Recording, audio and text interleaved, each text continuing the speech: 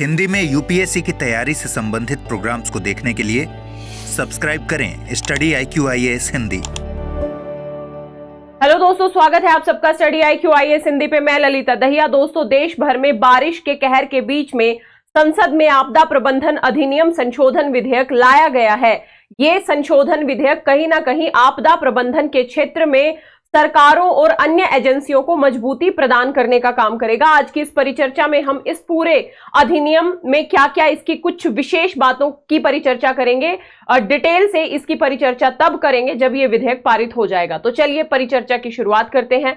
सबसे पहले मैं आप लोगों को बता दूं कि जैसा कि मैंने शुरू में ही आप लोगों को बताया कि केंद्रीय मंत्री नित्यानंद राय जी ने गुरुवार को संसद में आपदा प्रबंधन अधिनियम संशोधन विधेयक पेश किया है, क्योंकि इस सप्ताह बारिश से संबंधित घटनाओं में कम से कम 300 लोगों की मौत हो चुकी है, जिसमें केरल के वायनाड में सबसे ज्यादा नुकसान उठाना पड़ा है। लगभग 250 लोगों के मौत की पुष्टि हुई है इस पूरे के पूरे भूस्खलन की घटना में। ध्यान रखिएगा। तो इस संदर्भ में आपदा प्रबंधन अधिनियम में संशोधन का जो ये विधेयक है ये पेश किया गया है, ताकि देश में आपदा प्रबंधन की स्थिति को बेहतर बनाया जा सके, मजबूत बनाया जा सके। यहां पे ध्यान रखिएगा, इस वायनाड भूस्खलन को गंभीर प्राकृतिक आपदा की श्रेणी में घोषित करने का आग्रह किया है केंद्रीय गृह मंत्री अमित शाह ने, ताकि प्रभावित क्षेत्रों में सांसदों से तत्काल सहायता मिल सके। यहां पे ये जो आपदा प्रबंधन संशोधन विधेयक है 2024 का, इसका उद्देश्य है आपदा प्रबंधन के क्षेत्र में काम करने वाली जो हितधारक हैं उनके बीच अधिक स्पष्टता और अभिसरण लाने के अलावा राष्ट्रीय और राज्य आपदा प्रबंधन प्राधिकरण के कुशल कामकाज को मजबूत करना है। यानी जो राष्ट्रीय और राज्य स्तर पे प्रबंधन प्राधिकरण काम कर रहे हैं उनको मजबूत करना है, उनके संसाधनों को बढ़ावा देना है, उनकी शक्तियों को बढ़ाना है। यहां पे इस विधेयक का उद्देश्य है राष्ट्रीय संकट प्रबंधन समिति और उच्च स्तरीय समिति जैसे कुछ पूर्व अधिनियम संगठनों को वैधानिक दर्जा भी देना है। वैधानिक दर्जा देने से ये जो संगठन है, समितियां हैं, ये और बेहतर तरीके से काम कर पाएंगी आपदा प्रबंधन के क्षेत्र में। साथ ही ध्यान रखिएगा, यदि हम इस विधेयक के उद्देश्यों और उद्देश्यों की बात करें तो इसका उद्देश्य राष्ट्रीय आपदा प्रबंधन प्राधिकरण जो NDMA है और राज्य आपदा प्रबंधन प्राधिकरणों के कुशल कामकाज को मजबूत करना है। विधेयक पेश करने वाले केंद्रीय गृह राज्य मंत्री नित्यानंद राय ने जोर देके कहा कि राज्यों के अधिकारों में कोई हस्तक्षेप नहीं किया गया है इस विधेयक के माध्यम से, यानी राज्यों की शक्तियों को कम नहीं किया गया है और आपदा प्रबंधन राज्यों की पहली जिम्मेदारी है। इस विधेयक का उद्देश्य है आपदा प्रबंधन से संबंधित जो एजेंसियां हैं उनको सशक्त किया जा सके। ध्यान रखिएगा, उनको मजबूत किया जा सके, ताकि देश में आने वाली आपदाओं के संदर्भ में बेहतर प्रबंधन को सुनिश्चित किया जा सके। ध्यान रखिएगा, यहां पे 3-4 बातें और शामिल की गई हैं इस विधेयक में। विधेयक आपदा प्रबंधन के क्षेत्र में काम करने वाले अधिकारियों और समितियों की भूमिका में अधिक स्पष्टता और अभिसरण भी लाता है। राष्ट्रीय संकट प्रबंधन समिति और उच्च स्तरीय समिति जैसे कुछ पूर्व अधिनियम संगठनों को वैधानिक दर्जा प्रदान करता है, जैसा कि मैंने पहले बताया।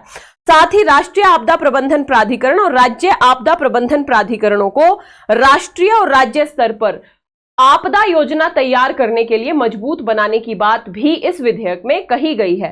साथ ही दोस्तों, राष्ट्रीय और राज्य स्तर पर आपदा डेटाबेस का निर्माण, राज्य की राजधानी और नगर निगम वाले जितने बड़े शहर हैं वहां पे NDMA और जो राज्य आपदा प्रबंधन प्राधिकरण है उसकी तर्ज पे शहरी आपदा प्रबंधन प्राधिकरण के गठन का प्रावधान करने की बात इसमें कही गई है और राज्य सरकार द्वारा राज्य आपदा प्रतिक्रिया बल के गठन का प्रावधान करने की भी बात की गई है। यानी एक व्यापक डेटाबेस बनाया जाएगा।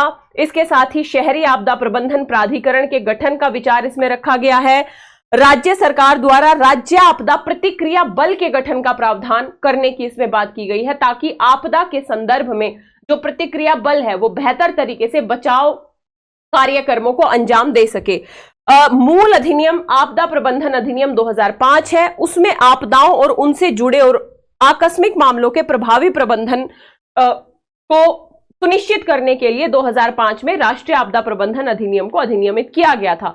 लेकिन समय काल परिस्थितियों में और आपदा को एक बड़ी चुनौती के तौर पे देखने के बाद इस अधिनियम में कुछ बदलाव का जो मुद्दा है या इस अधिनियम में कुछ बदलाव के सुझाव दिए गए, जिसके चलते ये जो संशोधन विधेयक है ये पेश किया जा रहा है। अब ये देखना होगा कि ये किस तरीके से पारित होता है, कौन कौन से प्रावधान इसमें किए जाते हैं। लेकिन मोटे तौर पे हम यहाँ पे बात करें, इसमें एक व्यापक डेटाबेस बनाने की बात की गई है। इसमें शहरी आपदा प्रबंधन प्राधिकरण जैसे संस्थानों के गठन करने का प्रावधान किया गया है। साथ ही हम बात करें, इसमें निगरानी को व्यापक बनाने का प्रयास किया गया है और अलग से आपदा प्रबंधन प्रतिक्रिया बल बनाने की बात इसमें कही गई है, ताकि आपदाओं के संदर्भ में बेहतर राहत कार्य अभियान चलाए जा सके। आपदा को पहले कैसे रोका जाए, आपदा के दौरान क्या कार्यवाही की जाए और आपदा के पश्चात लोगों के जीवन को कैसे एक तरीके से पटरी पर लाया जाए, इस सारे के सारे आयामों को इस विधेयक में शामिल किया गया है। ठीक है, अब ये देखना होगा कि ये विधेयक कब और कैसे किन संशोधनों के साथ पारित होता है। निश्चित तौर पे ये एक बेहतर कदम है। जरूरत है कि इस तरीके के जो विधेयक आए, जो कानून बने, उनका क्रियान्वयन और उनके द्वारा गठित एजेंसियां भी अपने अपने कार्य क्षेत्र में विशेषज्ञता से काम करें, बेहतर तरीके से काम करें, ताकि छोटी छोटी आपदाओं के चलते भी लोगों को अपने जीवन से हाथ धोना ना पड़े। आपका क्या विचार है इस पूरी की पूरी परिचर्चा पे, कमेंट बॉक्स में जरूर बताइएगा। ध्यान रखिएगा, ये राष्ट्रीय और राज्य स्तर पे डेटाबेस का निर्माण, ये सारी चीजें मैं आप लोगों को बता चुकी हूं। ठीक है, यानी 15वें वित्त आयोग की सिफारिशें, पिछली आपदाओं से सीख तथा अधिनियम के क्रियान्वयन के दौरान प्राप्त अनुभव के साथ विकास योजना में आपदा प्रबंधन को लेके सुधार लाने के लिए केंद्र सरकार का यह प्रयास है। हम ये संभावना व्यक्त कर सकते हैं कि 2005 के अधिनियम की तुलना में 2024 का जो आपदा प्रबंधन संशोधन विधेयक होगा, ये कई मायनों में सफल होगा और कई मायनों में बेहतर एग्जाम्पल सेट करेगा। आपका क्या विचार है कमेंट बॉक्स में जरूर बताइएगा। बाकी दोस्तों, यदि आप यूपीएससी की प्रिपरेशन करना चाहते हैं तो आप हमारे लॉन्ग टर्म बैच से जुड़ सकते हैं। ये शुरू हो रहा है 5 अगस्त से शाम 6 बजे। तो देर किस बात की, फटाफट जाइए स्टडी IQ की ऐप या वेबसाइट पे, या इस वीडियो के डिस्क्रिप्शन बॉक्स में लिंक दिया होगा, उस लिंक पे जाना है, कोड यूज करना है LDLIVE LD लाइव कोड के साथ ये लॉन्ग टर्म बैच आपको मात्र 32,999 में मिल रहा है। इसमें पीटी मेंस इंटरव्यू की बेसिक से लेके एडवांस लेवल की कंप्लीट प्रिपरेशन हमारे द्वारा कराई जाएगी। साथ ही आप मुझसे जुड़ सकते हैं मेरे Telegram channel Lalita Dahiya academy पे, इंस्टाग्राम और फेसबुक पेज पे। आशा करती हूँ परिचर्चा अच्छी लगी होगी। मिलेंगे इसी तरीके की अगली परिचर्चा में। Thank you. हिंदी में यूपीएससी की तैयारी से संबंधित प्रोग्राम्स को देखने के लिए सब्सक्राइब करें स्टडी IQ IAS हिंदी।